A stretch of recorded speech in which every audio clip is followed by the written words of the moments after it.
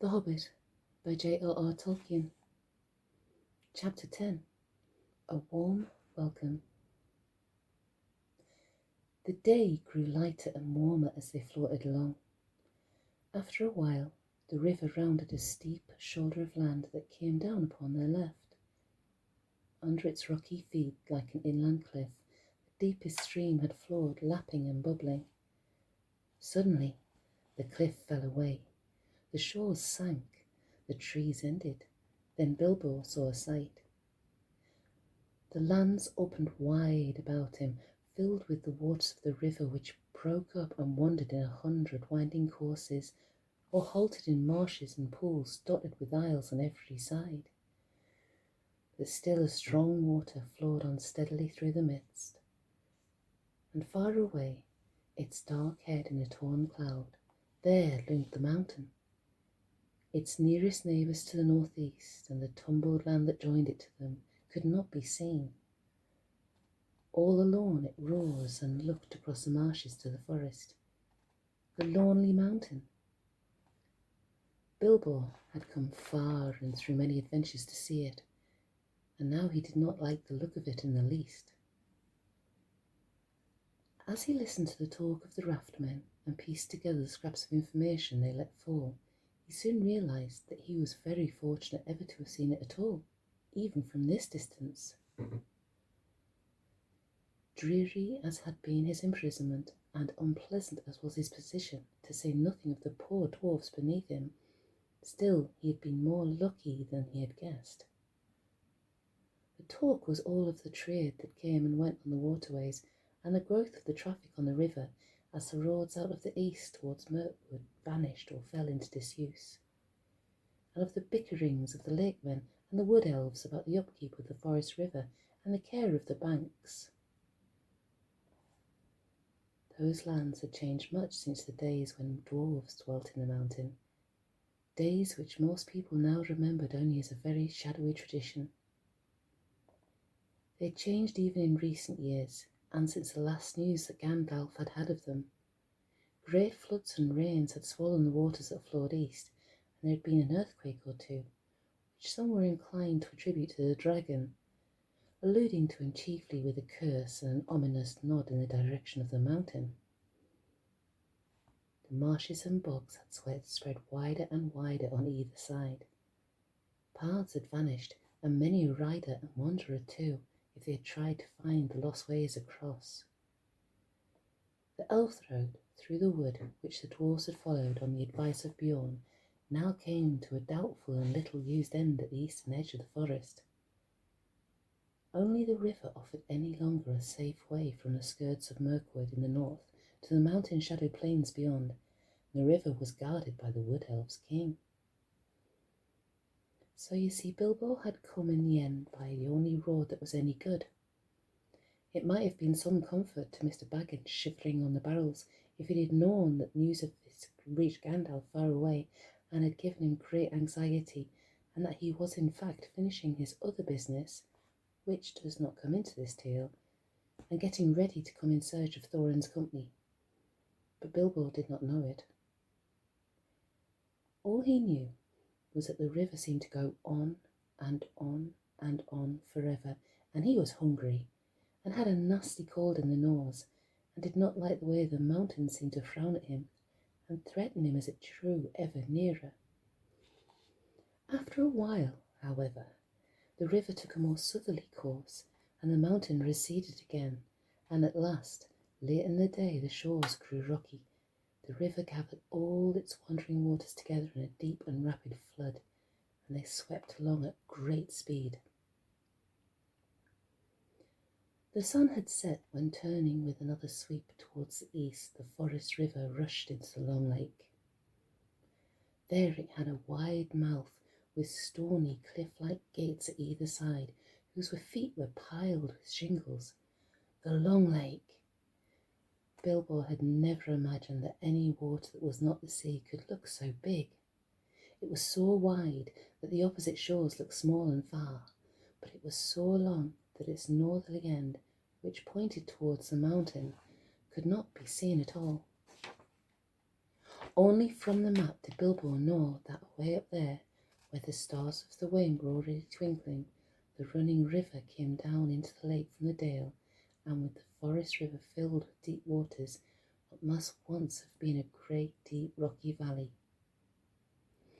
At the southern end, the doubled waters poured out again over high waterfalls and ran away hurriedly to unknown lands.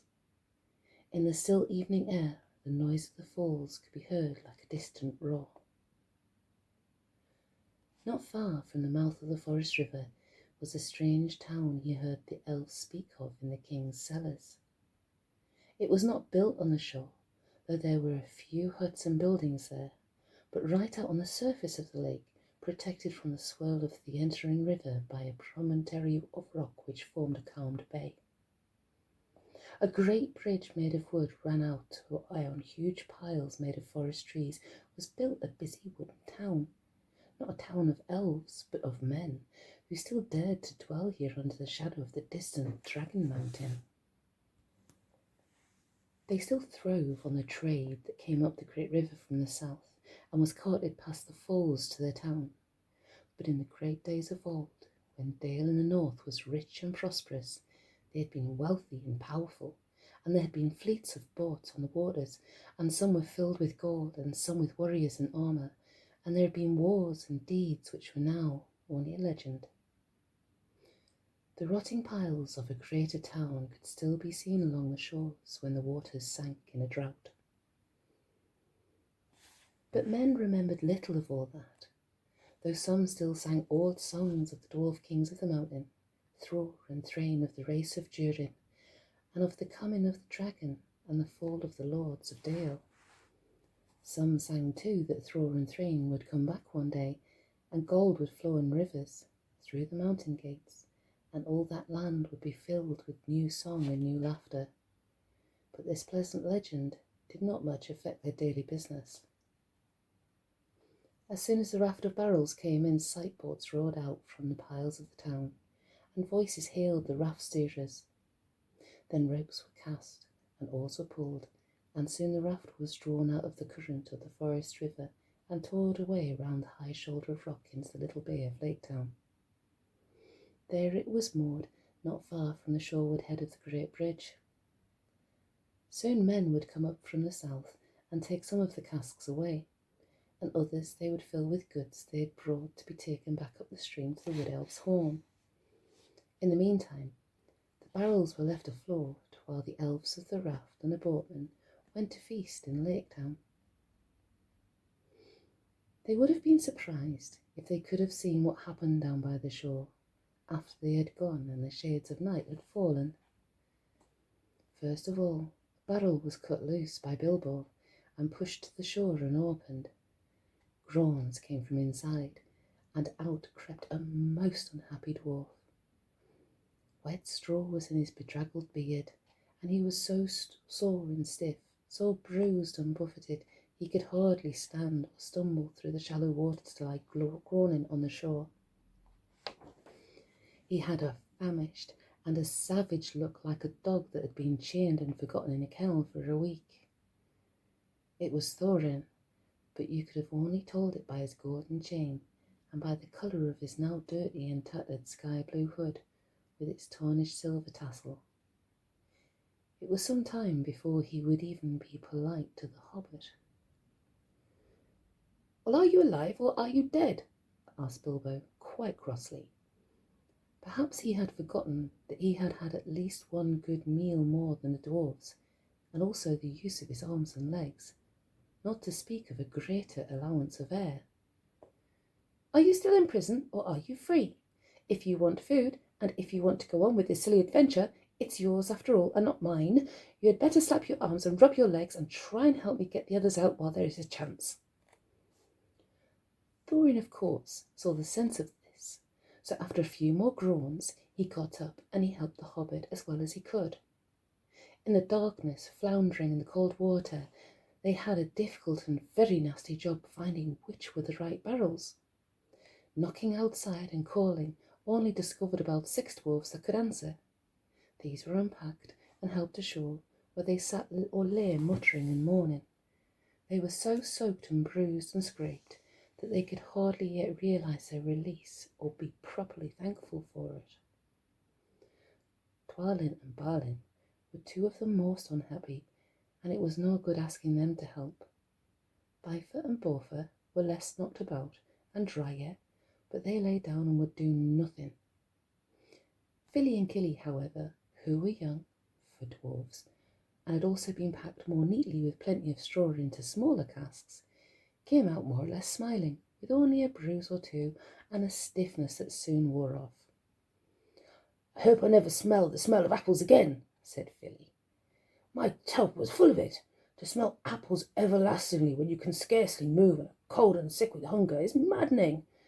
I could eat anything in the world right now, for hours on end, but not an apple." With the willing help of Filly and Killy, Thorin and Bilbo at last discovered the remainder of the company and got them out. Poor fat Bomber was asleep or senseless. Dori, Nori, Ori, Oin and Gloin were waterlogged and seemed only half alive. They all had to be carried one by one and laid helpless on the shore. "Well, here we are," said Thorin. "I suppose we ought to thank our stars and Mr. Baggins. I'm sure he has a right to expect it, though I wish he could have arranged a more comfortable journey. Still, all very much at your service once more, Mr. Baggins.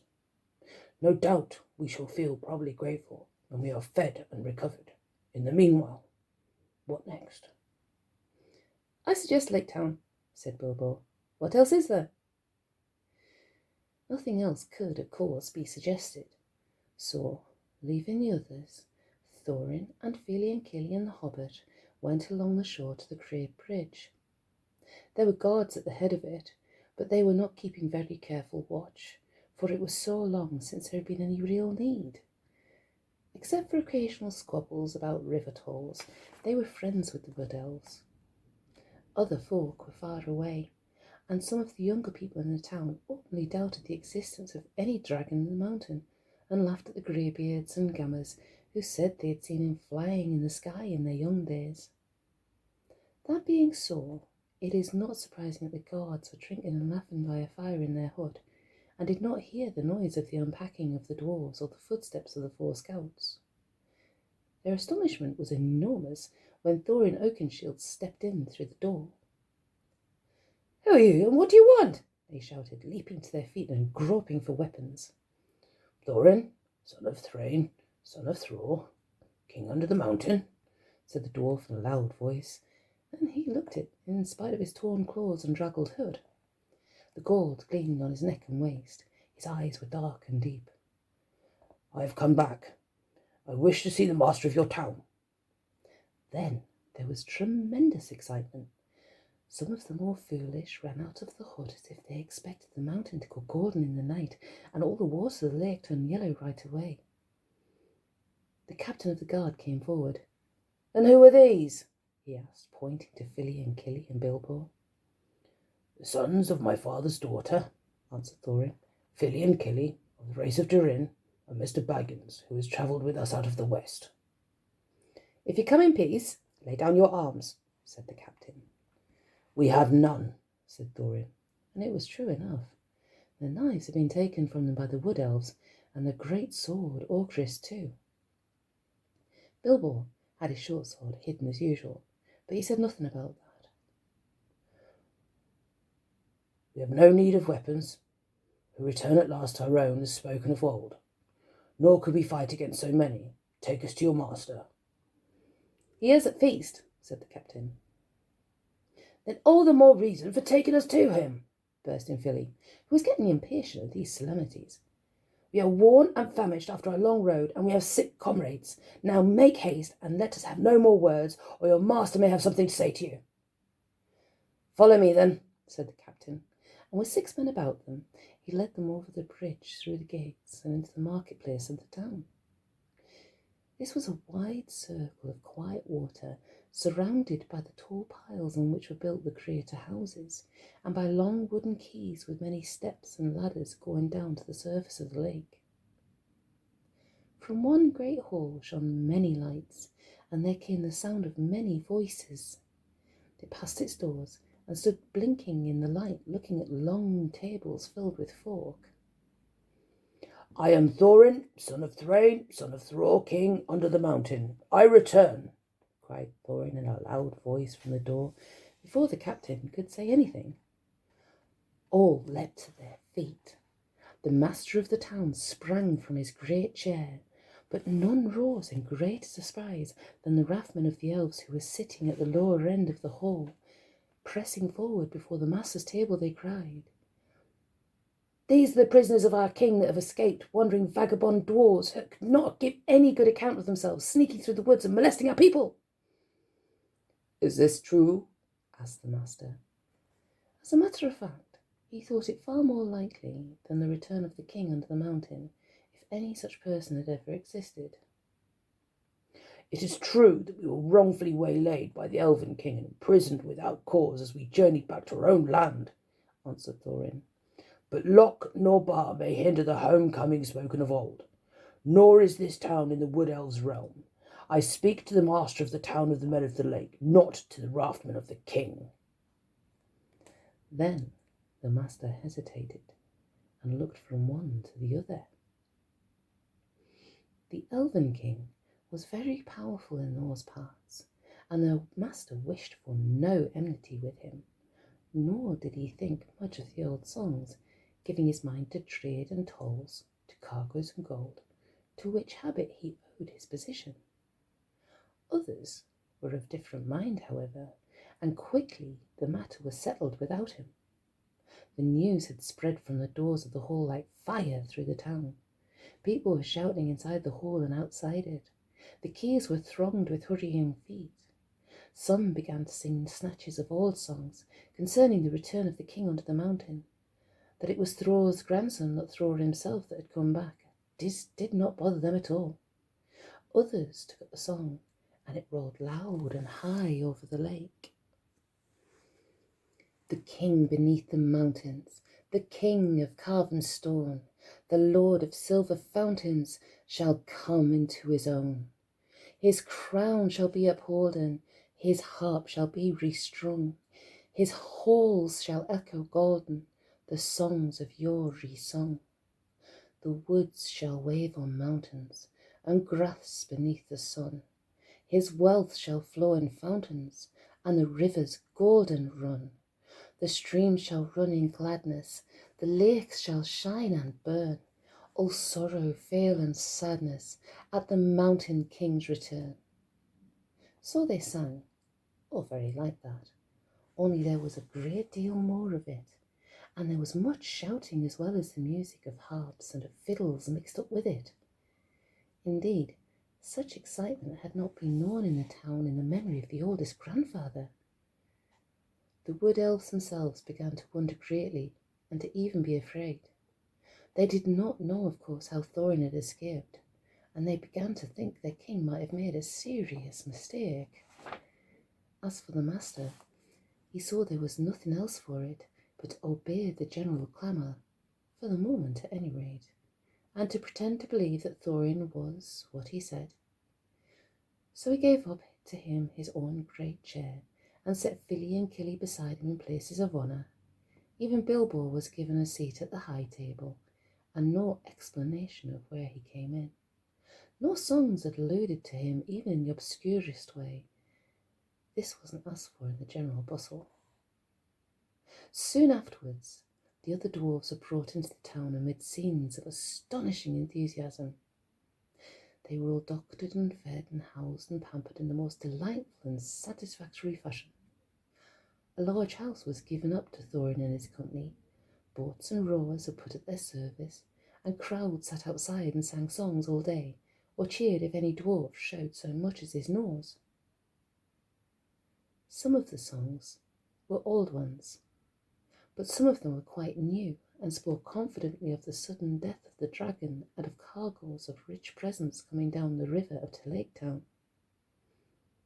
These were inspired largely by the master, and they did not particularly please the dwarves, but in the meantime they were well contented, and they quickly grew fat and strong again. Indeed, within a week they were quite recovered, fitted out in fine cloth of their proper colours, with beards combed and trimmed, and proud steps. Thorin looked and walked as if his kingdom was already regained, and Smaug chopped up into little pieces. Then, as he had said, the dwarf's good feeling towards the little hobbit grew stronger every day. There were no more groans or grumbles. They drank his health, and they patted him on the back and made a great fuss of him, which was just as well, for he was not feeling particularly cheerful. He had not forgotten the look of the mountain, nor the thought of the dragon, and he had beside a shocking cold. For 3 days he sneezed and coughed, and he could not go out, and even after that his speeches at banquets were limited to, "Thank you very much." In the meanwhile, the wood elves had gone back up the forest river with their cargoes, and there was great excitement in the king's palace. I have never heard what happened to the chief of the guards and the butler. Nothing, of course, was ever said about keys or barrels while the dwarfs stayed in Lake Town, and Bilbo was careful never to become invisible. Still, I dare say more was guessed than was known, though doubtless Mr. Baggins remained a bit of a mystery, and in any case, the king knew now the dwarf's errand, or thought he did, and he said to himself, "Very well, we'll see. No treasure will come back through Mirkwood without my having something to say in the matter, but I expect they will all come to a bad end and serve them right." He at any rate did not believe in dwarfs fighting and killing dragons like Smaug, and he strongly suspected attempted burglary or something like it, which shows he was a wise elf and wiser than the men of the town, though not quite right, as we shall see in the end. He sent out his spies about the shores of the lake and as far northward towards the mountain as they would go, and waited. At the end of a fortnight, Thorin began to think of departure. While the enthusiasm still lasted in the town was the time to get help. It would not do to let everything cool down with delay. So he spoke to the master and his counsellors and said that soon he and his company must go on toward the mountain. Then, for the first time, the master was surprised and a little frightened, and he wondered if Thorin was after all really a descendant of the old kings. He had never thought that dwarves would actually dare to approach Smaug, but believed they were frauds who would sooner or later be discovered and turned out. He was wrong. Thorin, of course, was really the grandson of the king under the mountain, and there is no knowing what a dwarf will not dare and do for revenge or the recovery of his own. But the master was not sorry at all to let them go. They were expensive to keep, and their arrival had turned things into a long holiday in which business was at a standstill. "Let them go and bother Smaug, and see how he welcomes them," he thought. Certainly, O Thorin, Thrain's son and Thror's son, was what he had said. "You must claim your own. The hour is at hand, spoken of old. What help we can offer shall be yours, and we trust to your gratitude when your kingdom is regained." So one day, although autumn was now getting far on, and winds were cold, and leaves were falling fast, 3 large boats left Lake Town, laden with rowers, dwarfs, Mr. Baggins, and many provisions. Horses and ponies had been sent round by circuitous paths to meet them at their appointed landing place. The master and his counsellors bade them farewell from the great steps of the town hall that went down to the lake. People sang on the quays and out the windows. The white oars dipped and splashed. Off they went north up the lake on the last stage of their long journey. And the only person thoroughly unhappy was Bilbo.